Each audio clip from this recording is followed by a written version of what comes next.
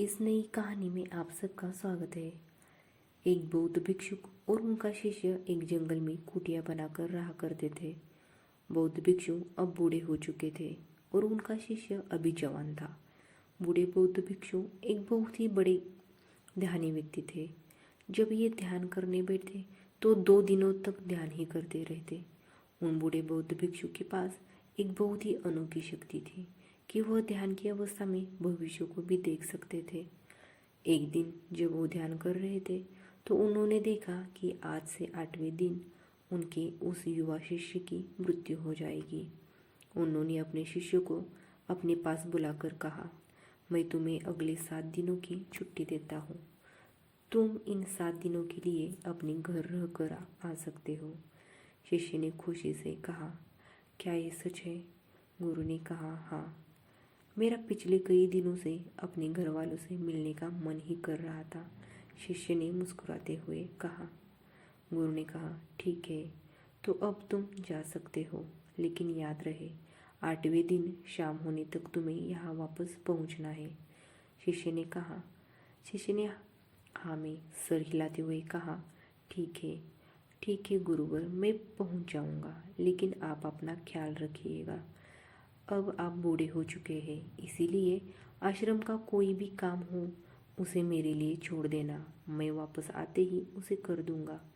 इसके बाद शिष्य गुरु का आशीर्वाद लेकर पहाड़ी से नीचे उतर गया, बिना यह देखे कि गुरु की आंखों में अपने शिष्य को खोने का दर्द था। शिष्य के गांव के रास्ते पर एक नदी पड़ती थी। उस नदी के किनारे चींटियों का एक हिल था जहाँ लाखों चींटियाँ थीं।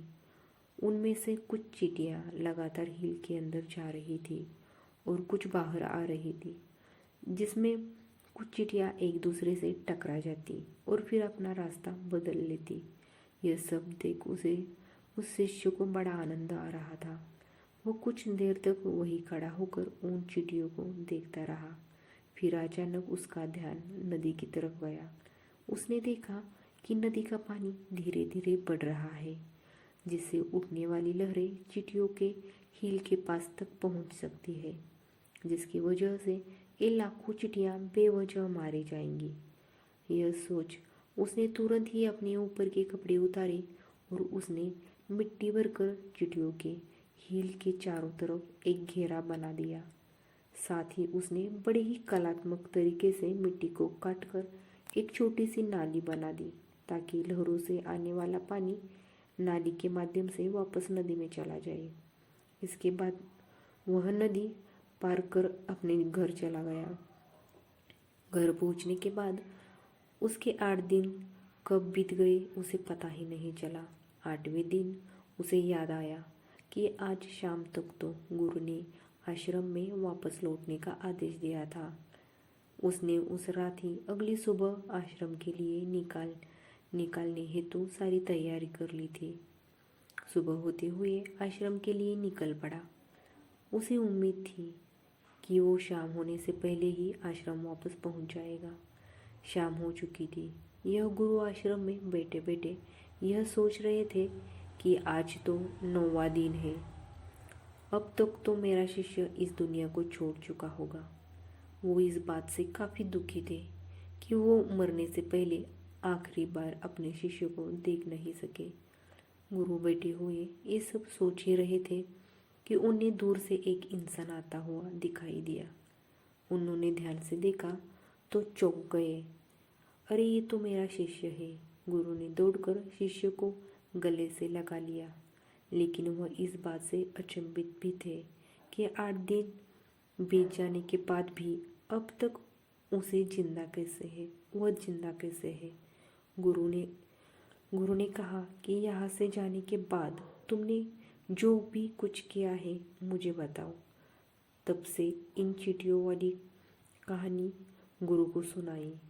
कहानी सुनते ही गुरु को यह समझते देर न लगी कि शिष्य ने लाखों चींटियों की जान बचाई थी और उसके इसी कर्म का परिणाम है कि शिष्य को एक लंबा और खुशहाली भरा जीवन प्राप्त हुआ है। कहानी सुनने के बाद गुरु के मुंह के अनायास ही निकल गया कि कर्मा लौट कर जरूर आते हैं।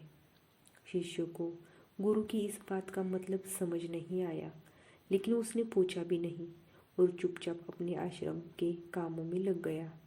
अगर हम अपनी जिंदगी में देखें तो इसे खुशी खुशी जीने का सबसे आसान तरीका है कि हम अच्छे कर्म करते रहें।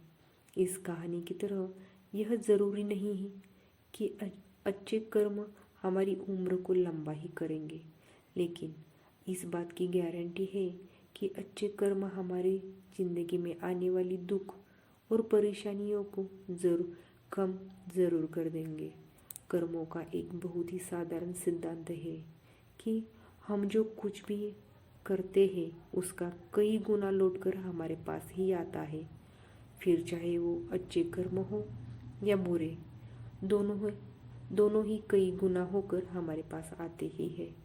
अच्छे कर्म करने के लिए यह ज़रूरी नहीं कि हमारे पास पैसा ही होना चाहिए, और ना ही सिर्फ किसी की जान बचाना ही अच्छा कर्म कहलाता है। किसी असहाय की छोटी सी मदद करना भी अच्छा कर्म है और अच्छा कदम है। किसी डिमोटिवेट इंसान को मोटिवेट करना भी अच्छा कर्म है। किसी दुख भरे इंसान को सांत्वना देना भी अच्छा कर्म है।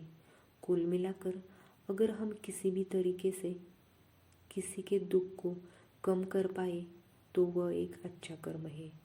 और जैसे गलत कर्म करने से हमें बुरा लगता है और दुख भी होता है, ठीक उसी तरह अच्छे कर्म करने से हमें सुख की अनुभूति होती है। इसीलिए अगर हम अपनी ज़िंदगी में खुश रहना चाहते हैं तो हमें आज से ही दूसरों के दुख दर्द को कम करने की कोशिश शुरू कर देनी चाहिए, और हम देखेंगे कि हमारी लाइफ अपने आप ही खुशियों से भर जाएगी। उम्मीद करती हूँ कि ये कहानी आपको अच्छी लगी है, और अच्छी लगी है तो अपने दोस्तों के साथ शेयर ज़रूर करें। कहानी सुनने के लिए आप सबका धन्यवाद। आप सबका मंगल हो।